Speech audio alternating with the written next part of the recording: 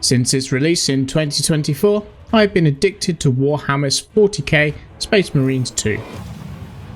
And to commemorate my 100% completion and well-deserved retirement from the game, I decided to bring my most played character, the Bulwark, to life, and here's how I did just that.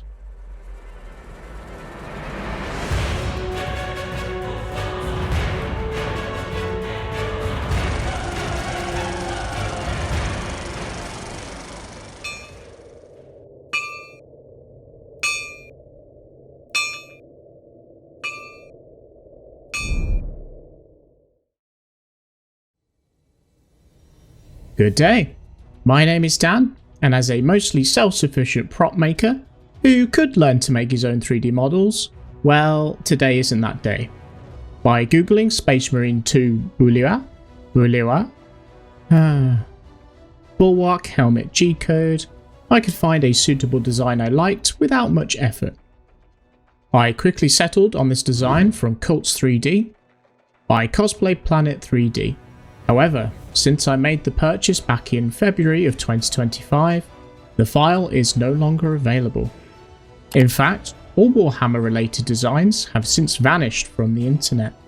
Apparently Games Workshops are very protective of their IPs.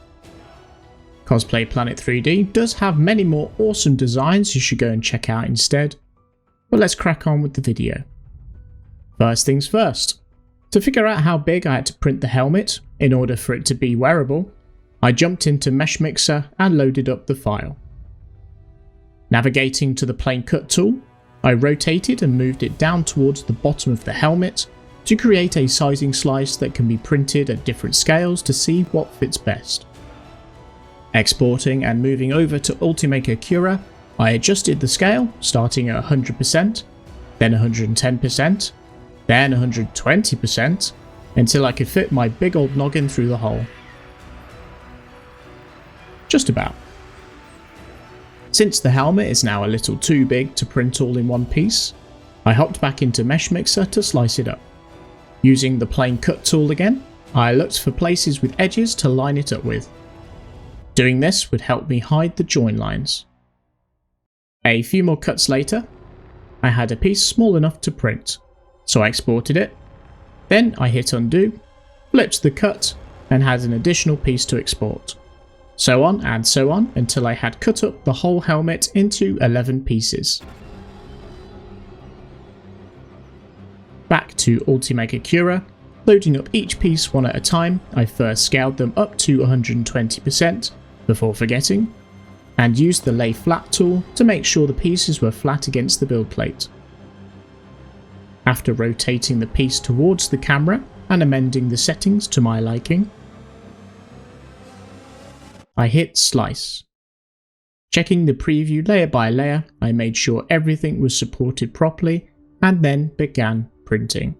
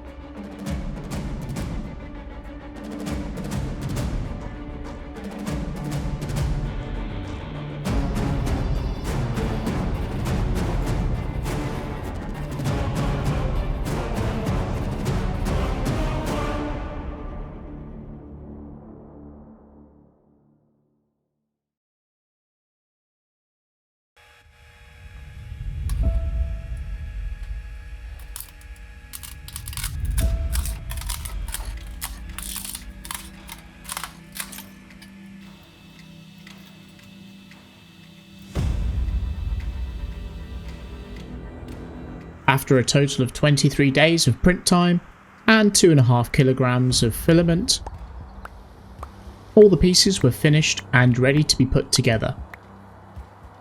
Well, almost ready. To ensure a seamless connection between each piece, a whole bunch of elbow grease was required to smooth these rough looking contact points.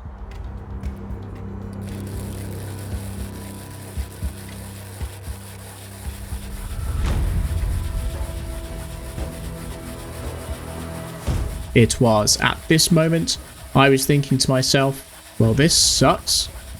And that's when I remembered I had a sanding machine, which I hadn't used since making Geralt's sword out of wood.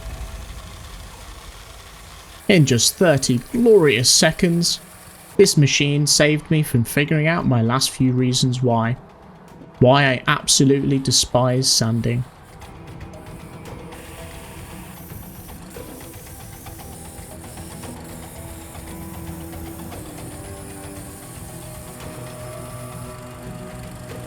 Now that the pieces fit together seamlessly, I use super glue across one side to chemically join the two face pieces together.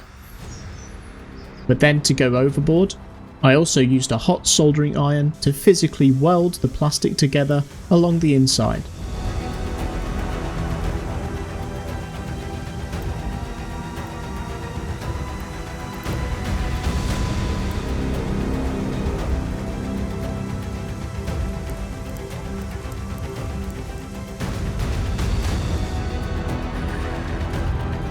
Repeating this again for the rest of the left-right counterpart pieces first, made assembling the rest of the helmet much simpler.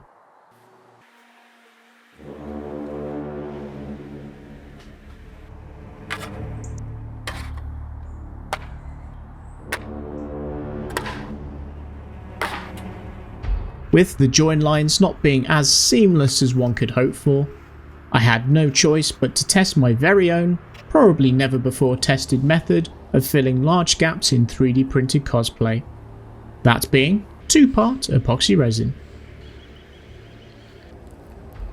The resin, usually used as a last resort if superglue doesn't do the job, also worked very well as a gap filler, due to its honey-like consistency causing it to leak in between the seams. I wouldn't recommend seeing if it tastes like honey though.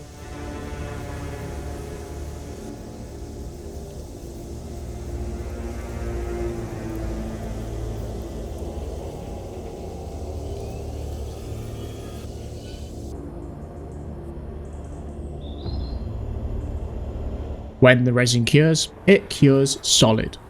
So all it took was one layer of resin, and then an electric sander to flatten the surface.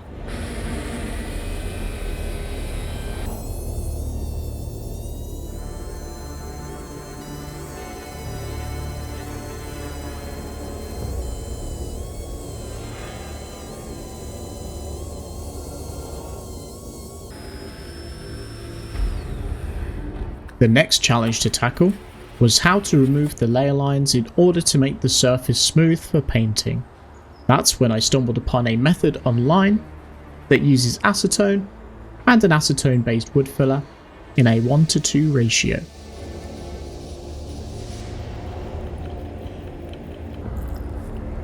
I used a brush to mix the two together until the wood filler had dissolved into the acetone, and then brushed it on generously all over the helmet.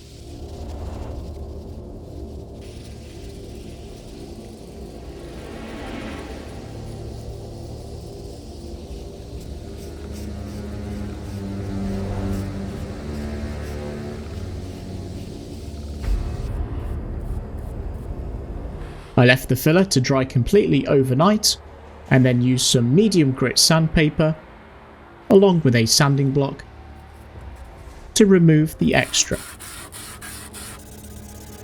By the end, the acetone and wood filler combo method worked better than expected. I only had to apply one coat because that was all it took, saving me tons of time and a majority of what's left of my sanity.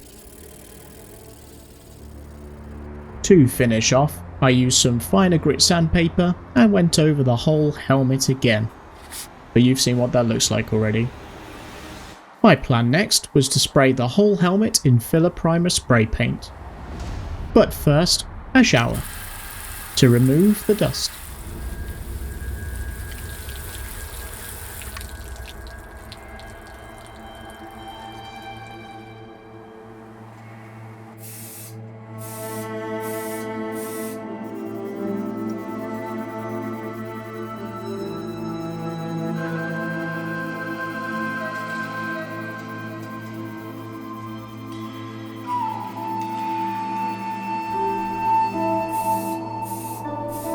Painting the helmet grey made it easy to see that I hadn't filled some of the join lines well enough. To fix this, I used the old reliable spot putty, which then needed sanding down afterwards.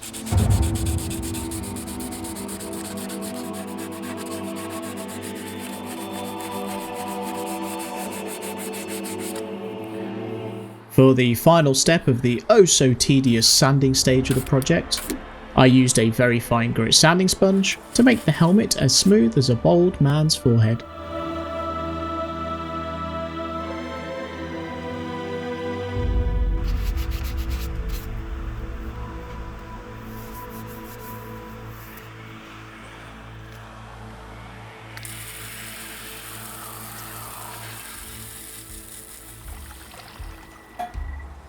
For the first layer of paint, I used a matte black spray.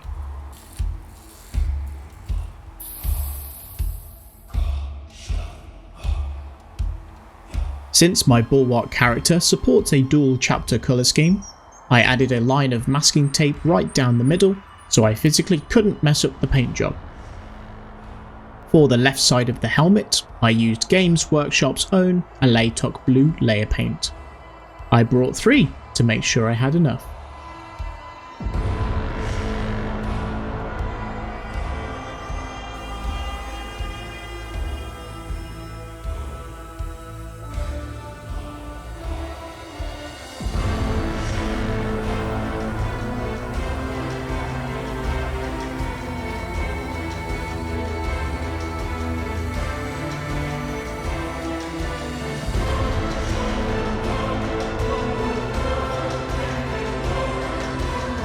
One layer of paint on its own wasn't enough, so I added a second and a third layer.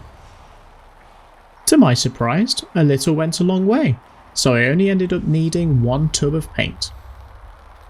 The Alatok Blue alone was too bright, so I also used an Ultramarines Blue contrast paint over the top. I initially applied the paint using a brush, but I soon realised that I didn't like how I couldn't get a consistent non-patchy look using the brush. I then switched to using a foam sponge to spontaneously dab the paint on. And the final result was much more like what I wanted. When in doubt, use a sponge. For the right side of the helmet, I initially used a mix of Iron Warriors and Abaddon Black base paints. I very quickly wasn't a fan of how different it looked to the colour used in the game, so I later ended up painting over it with a charcoal gloss spray paint. Then finally, for the undercarriage of the helmet, I used several layers of Stormhost Silver layer paint.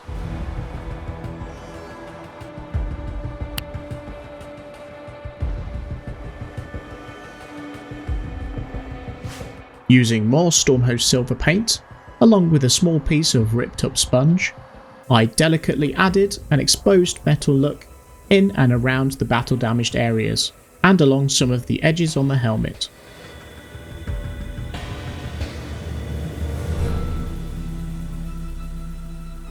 I then added more silver to the vent mohawk thing on top of the helmet, and also on these bolts behind the ears. Whenever metal is exposed to the elements, you'll probably find some rust. To replicate this, I used yellow, red, and brown acrylic paints. Mixed them all together to produce a dirty orange colour. After watering the paint down somewhat, I began by adding it round the edges of the bolts and then also stippled it into some of the deeper scratches and damaged areas.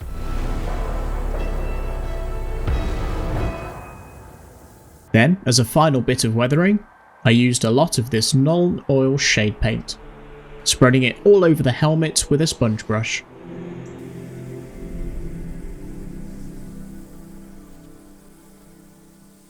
I used a second clean sponge brush to soak up the excess.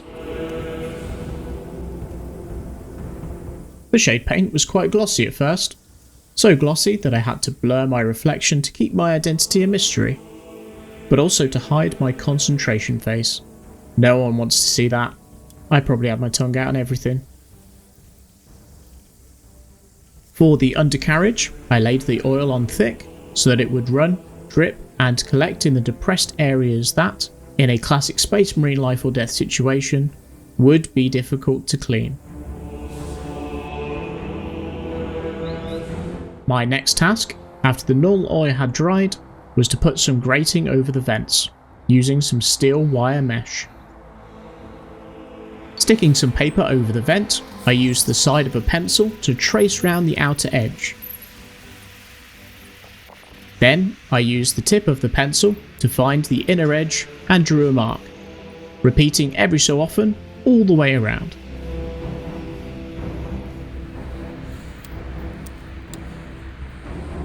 After cutting round the inner markings, I stuck the template to the wire mesh and just about got away with using ordinary scissors to cut round it. Using some blue tack on the ends of my fingers to hold the mesh, I could then apply super glue all around the edge and stick it into place without also gluing my fingers together. For the other two vents, I opted to apply the glue around the edge of the vent first before sticking the mesh into place, which made things a lot less sticky. The last step of the project was to create the lenses and make them light up. Along with the helmet files came a file for the lenses, which I printed, sanded smooth, and will now use as a mould for the actual lenses. Here I have a 1mm thick sheet of clear PETG plastic, which I heated up using a heat gun until the plastic started to droop and stretch under its own weight. With haste, I pressed the two lens moulds down until the plastic cooled again. And now, after popping out those moulds, I have two perfectly shaped clear lenses. Now, I was going to have a go at painting them, using an airbrush for the first time.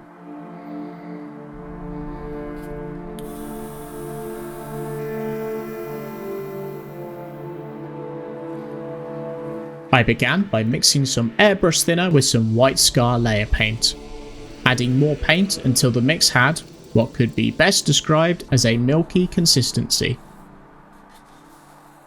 I loaded the paint into the hopper and practiced getting the airflow right before going all in. I aimed to achieve a gentle glazing of white over the insides of the lenses, enough so I could still see through them. Once I was happy, I mixed some more thinner with Abaddon black base paint and sprayed round the edges of the lens. However, between recordings, the delicate layer of paint got scratched, probably as a result of my sharp wit. I learned my lesson after having to remove and repaint both lenses for the second time, so I decided to spray on a protective layer of clear semi-gloss.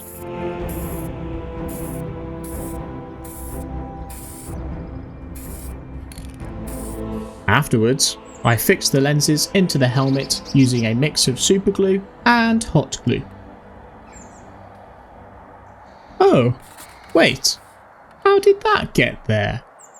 Oh yeah, Lego Pro 191 must be subscribed to the Project Piers Patreon. There you can find two membership options. Project Supporter is for those who want to get involved and give support, without breaking the bank. With this, you'll become part of a community of passionate, like-minded individuals, unlock exclusive behind-the-scenes posts, and be able to influence future projects. Becoming a project member is for those who can spend a little more to gain a lot more. This tier grants you all the same rewards as a project supporter. However, you will also have access to everything in my Patreon shop for free, as well as having your name immortalized on the next prop I make. Both tiers now have exclusive merch designed by yours truly that will be sent out to you free of charge after becoming a member for a certain amount of time. If all this isn't enough to convince you to become a member, then for the next month I am offering a massive 50% off your first month using the link in the description. Check out my Patreon page now and get some bang for your buck. Thank you for your support. The final thing that this helmet needed now was some electronics. After discovering that flexible LED strips were a thing, I knew I had to buy one, along with a length of wire, some crocodile clips, a 3-volt battery pack, and a self-locking push-button switch, of which you may have noticed that I had already created a hole for on the side of the helmet. Connecting the circuit together required a hot soldering iron to heat up the wires enough for the solder to melt into, and join the wires together permanently. After soldering all the connections together and loading up some AA batteries, I connected the wires to the end of the LED and tested the circuit. After which, using a mix of super glue and hot glue to fix the circuit into the helmet, which was a right faff. Finally, I printed off another bolt to replace the old one I had destroyed and used some super glue to attach it to the switch. Now this helmet is finished, it's time for a little showcase.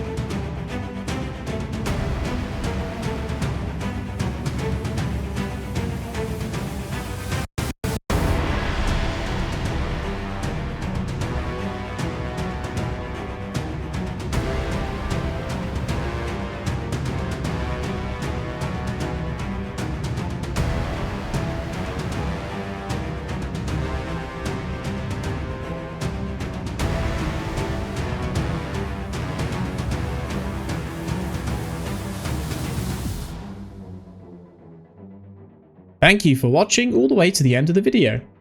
Why not give us a like and subscribe if you made it this far? Comment splendid if you learned something new. And I'll see you in the next one.